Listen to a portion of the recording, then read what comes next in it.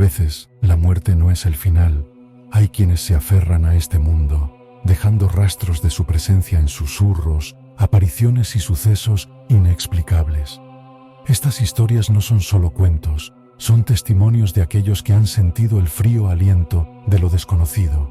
Si alguna vez has sentido que no estás solo en la oscuridad, tal vez no lo estabas.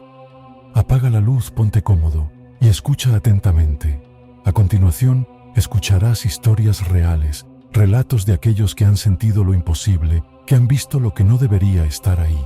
Tal vez pienses que estás solo mientras escuchas esto, pero ¿y si no lo estás? Bienvenidos a Puertas al Más Allá, donde la realidad se cruza con lo paranormal.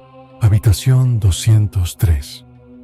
Un grupo de amigas decidió viajar a un pueblo alejado, conocido por su historia oscura y su gran hotel abandonado que recientemente había sido restaurado. Era el único alojamiento disponible, y la idea de quedarse en un sitio con tanta historia les parecía emocionante. Al llegar, el hotel les pareció más inquietante de lo esperado. Los pasillos eran largos y apenas iluminados, el ascensor rechinaba y el recepcionista, un hombre anciano de mirada vacía, les entregó la llave con un murmullo apenas comprensible. Que descansen, si pueden. Subieron a la habitación 203 y dejaron su equipaje. El aire era espeso, con un olor leve pero extraño, como humedad mezclada con algo más, algo que no supieron identificar. Al revisar el baño y los armarios, todo parecía normal. No le dieron más importancia y salieron a explorar el pueblo. Al volver, el olor había empeorado y una sensación de opresión pesaba en el ambiente. La más intrépida del grupo, Andrea, se acercó a la ventana para abrirla, pero se quedó inmóvil. «Chicas, ¿vieron eso?». Las demás se acercaron. En el reflejo del vidrio se veía la habitación, pero había una silueta más, una figura oscura, de pie junto a la cama. Encendieron todas las luces de golpe y se miraron entre sí, buscando explicaciones. Nada. El reflejo ya no mostraba nada extraño. Riendo nerviosas, decidieron ignorarlo. Esa noche, una de ellas, Sofía, despertó en la oscuridad sintiendo un peso sobre su pecho, como si algo invisible estuviera presionándola. Trató de moverse, pero no pudo. Al abrir los ojos, vio una sombra encorvada al pie de su cama. No tenía rostro, solo un vacío oscuro. Quiso gritar, pero ningún sonido salió de su boca. De pronto, la sombra se deslizó lentamente hacia la otra cama, la de Andrea. Cuando por fin pudo moverse, Sofía encendió la lámpara y todo desapareció. Pero Andrea no despertó. La sacudieron con fuerza y cuando al fin abrió los ojos, jadeando, tenía marcas en el cuello, como si alguien la hubiera sujetado con manos heladas. El olor en la habitación era insoportable. Desesperadas, llamaron a la recepción. Cuando el personal de limpieza entró a revisar, una de ellas movió el colchón para ver si algo se había quedado atrapado allí. Y entonces lo vieron. Entre los muelles del somier había algo envuelto en sábanas podridas. Un cuerpo, pero no era un cuerpo normal. Estaba reseco, como si hubiera estado allí por décadas, con la piel pegada a los huesos y la boca abierta en un grito eterno. La habitación se quedó en silencio por un instante, hasta que el cadáver exhaló un susurro rasposo. «Sáquenme de aquí». La puerta del cuarto se cerró de golpe. Las luces parpadearon, y algo que no estaba vivo, comenzó a reír en la oscuridad. La siguiente historia se titula El anuncio de la muerte. José Ramírez llegó a un pequeño y antiguo pueblo en un viaje de negocios. Sus amigos, una pareja que vivía en las afueras, le ofrecieron hospedaje en su enorme casa de estilo victoriano.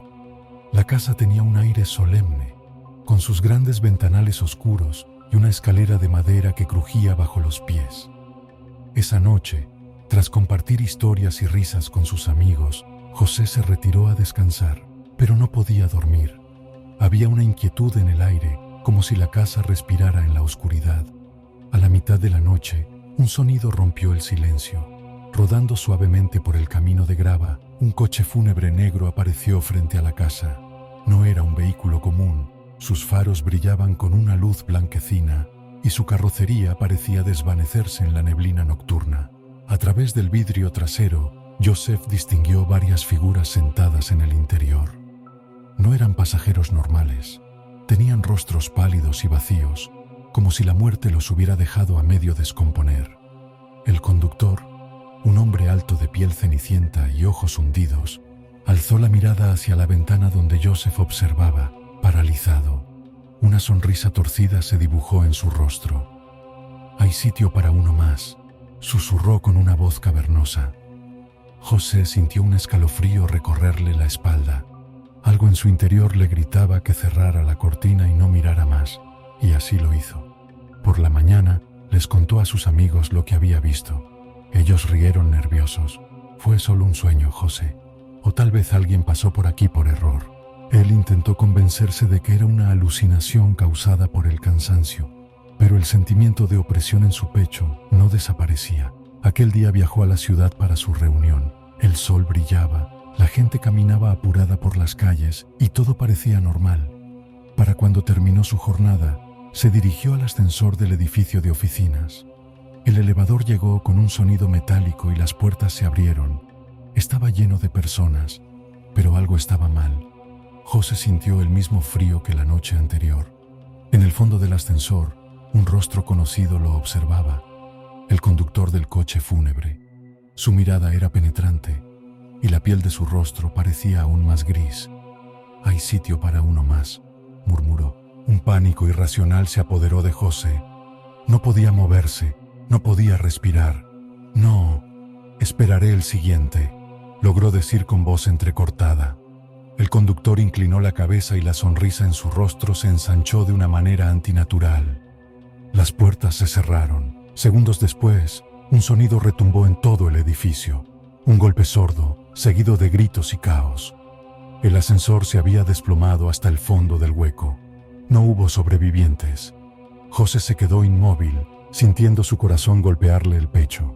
Afuera, en la calle, un coche fúnebre negro se alejaba lentamente entre la multitud, perdiéndose en el tráfico. Nadie más pareció notarlo. La siguiente historia se titula «La última despedida». Mi padre murió en 1996. Yo tenía 10 años y mi hermano 12. Compartíamos un camarote en nuestra pequeña habitación. Él dormía en la cama superior y yo en la inferior. La muerte de mi padre había dejado un vacío enorme en casa. Mamá lloraba en silencio por las noches y mi hermano y yo tratábamos de seguir adelante. Una de esas noches me desperté de golpe con una extraña sensación. Alguien acariciaba mi cabeza. No era una caricia brusca ni agresiva, sino lenta, casi reconfortante. Medio dormido, asumí que era mi hermano y lo ignoré. Pero cuando cerré los ojos y traté de volver a dormir, la sensación regresó. Esta vez, los dedos que recorrían mi cabello parecían más fríos. Me incorporé y miré hacia arriba. Mi hermano dormía profundamente en la cama superior, su respiración pesada y acompasada. El sonido de sus ronquidos llenaba la habitación. El escalofrío me recorrió por completo. Me arropé hasta la cabeza y cerré los ojos con fuerza, tratando de convencerme de que todo era mi imaginación. Pero entonces, la caricia volvió.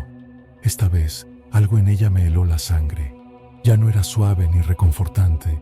Se sentía diferente, demasiado real, demasiado persistente. Me quedé paralizado. No podía gritar, no podía moverme. Un susurro, apenas un aliento sobre mi oído, rompió el silencio. «No tengas miedo». Mi corazón latía con fuerza, mis labios temblaban. Comencé a rezar. Nunca antes lo había hecho con tanta desesperación. Palabra tras palabra, mi voz interna suplicaba protección. El aire a mi alrededor pareció volverse más denso, más pesado. Y entonces, de repente, la sensación desapareció. Me quedé despierto hasta que los primeros rayos de sol atravesaron la ventana. Al día siguiente, cuando me atreví a contarle a mi madre lo que había pasado, sus ojos se humedecieron. «Tu padre solía acariciarte así cuando te dormías», susurró. Me gustaría creer que fue él, que vino a despedirse, pero algo en aquella última caricia, algo en ese susurro, me hace pensar que no era mi padre. La siguiente historia se titula «Lo que quedó en el sofá». Mi abuela pasó sus últimos meses con nosotros. Su enfermedad la debilitó tanto que apenas podía moverse, y poco a poco nuestra casa se llenó de sus susurros apagados y de su respiración entrecortada. La noche en que murió, el silencio se sintió más pesado que nunca. Ocurrió en el sofá de la sala, mientras todos dormíamos. Nadie escuchó su último suspiro. Cuando la encontramos por la mañana, su cuerpo estaba frío, pero algo en la habitación aún se sentía vivo. La primera semana después de su muerte, comencé a notar algo extraño. Desde el rabillo del ojo, veía una figura blanca atravesar la casa. Al principio pensé que era mi imaginación, un juego de sombras, el reflejo de los faroles de la calle. Pero cuando giraba para mirarla directamente, nunca había nadie. Mi hermana, sin embargo, veía más que solo siluetas. «No está en tu cabeza», me dijo una noche temblando. «Yo la veo. Se mueve. Nos mira». El miedo se apoderó de nosotras. Dejamos de dormir en nuestras habitaciones, acurrucándonos juntas en el cuarto de nuestros padres. Las noches se hicieron eternas, con pasos leves en el pasillo y la sensación de que algo nos observaba desde la oscuridad. Nuestra madre, al vernos tan asustadas, decidió hacer algo. Esa tarde, tomó agua bendita y recorrió la casa rezando en voz alta. Luego, sin decirnos nada, mandó a mi padre a arrastrar el viejo sofá al patio trasero. Vertió alcohol sobre la tela gastada y le prendió fuego. Las llamas iluminaron la noche. Un humo espeso y oscuro se elevó hacia el cielo, y por un instante, lo juro, escuché un murmullo entre el crepitar de la madera. Desde ese día, la casa volvió a ser nuestra. Lo que fuera que había estado allí, se fue con el sofá. Y la última historia se titula El eco del viejo. Cuando mi abuelo murió, la familia entera regresó a la vieja cabaña donde él y mi abuela habían vivido por más de 40 años. No queríamos dejarla sola en ese lugar tan apartado, así que pasamos la primera semana con ella. Mi abuelo no era un hombre fácil de tratar. Era malhumorado, refunfuñón y tenía poca paciencia para el ruido. Cuando alguien hablaba demasiado fuerte o se reía cerca de él, siempre gruñía algo como «Bajen la voz o los haré callar yo mismo». Aquella noche, después de un día agotador entre el funeral y los trámites, nos reunimos en la terraza. El ambiente seguía siendo triste, pero tratamos de distraernos. Entre bromas y recuerdos, comenzamos a reírnos. Apenas las carcajadas llenaron el aire, la cabaña pareció cobrar vida. Desde el interior de la casa, algo comenzó a moverse. Unos pasos arrastrados resonaron en la madera crujiente del pasillo. Nos quedamos en silencio de inmediato. Entonces, la voz retumbó. «Dejen ese escándalo, carajo». Era áspera, gruñona, con el mismo tono irritado que mi abuelo usaba en vida. La sangre se me heló. Mis primos se miraron entre sí, pálidos. Nadie se atrevía a moverse. La puerta que daba al pasillo se cerró de golpe. Mi tía murmuró una oración temblorosa. Mi madre se levantó de un salto, tomándonos a todos del brazo. Esa noche nadie durmió. Pocos meses después, mi abuela se mudó lejos de la cabaña. Cuando le pregunté por qué, solo dijo: «Tu abuelo nunca se fue, y no pienso quedarme a discutir con un muerto». Desde entonces, la cabaña quedó abandonada. Pero algunos vecinos aseguran que, si te acercas de noche y haces ruido, puedes escuchar un gruñido proveniente del interior, como si alguien todavía estuviera allí, esperando para callarte. Si te gustó esta historia y quieres seguir escuchando relatos que te harán dudar de lo real y lo paranormal, no olvides suscribirte a mi canal. Comparte este video con quienes disfrutan del misterio y el suspenso. Activa la campanita para saber sobre nuevos videos. Dale manito arriba y déjame tu comentario sobre qué tema te gustaría escuchar. Dime si has experimentado algo parecido y, si tienes una historia que contar, no dudes en enviarla al correo que aparece en pantalla. Aquí escuchamos a nuestros oyentes. Gracias por escuchar A Puertas al Más Allá, donde la realidad se cruza con lo paranormal. Hasta la próxima.